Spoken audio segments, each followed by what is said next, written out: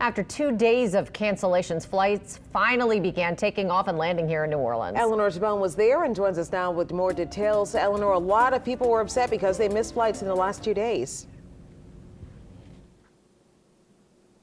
That is right, Katie and Sharice. Before I get to the details of what's happening over at MSY, I want to show you what's happening right now on I-10. I'm going to step out the way so we can show you. Now, we've got some machinery here from DOTD that is clearing the interstate now. You can see how much snow, like Chris was saying, remains on the interstate. Now, here in Louisiana, we obviously know that we don't get the amount of snow that we saw on Tuesday, so we don't have the infrastructure and the machinery like snow plows to clear the roadway. So we're using these construction materials here, this bobcat here, you can see it circling as it picks up the snow off the interstate and it's shoveling it onto the side. Now, when I spoke to DOTD yesterday, they mentioned that we're hoping to get our roads up and running by tomorrow, but you can just see how much snow remains. Like Chris was saying, we're hoping to eventually see some of this melting, but there's just so much remaining.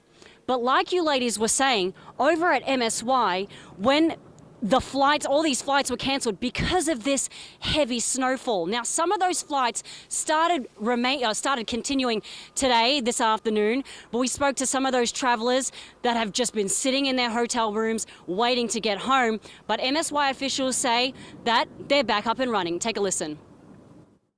There was some snow accumulation on the runways and on the airport access roadways for the public. And fortunately, we were able to work with the city of New Orleans to get a team of snowplow operators out to the airport to clear our roadways and to clear the airfield yesterday.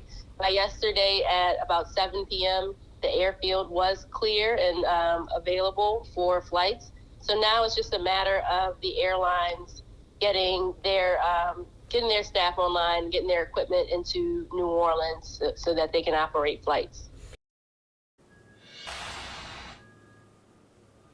Katie and Sharice, for anyone that has had a flight cancelled and you're waiting for the next flight, the advice is to check directly with your airline and make sure you get that confirmation code that your flight is going ahead. Don't just show up to the airport and expect your flight to go ahead because it may have been cancelled, rescheduled or delayed. But I'll continue to keep you updated on what's happening out here on I-10. Remember, the interstate remains closed. If you're trying to get on it, it's all barricaded. You might see law enforcement or DOTD blocking that interstate, and this is why, like I showed you earlier, the amount of snow that still remains on the interstate. I'm right here on I-10 at the Carrollton Avenue on-ramp.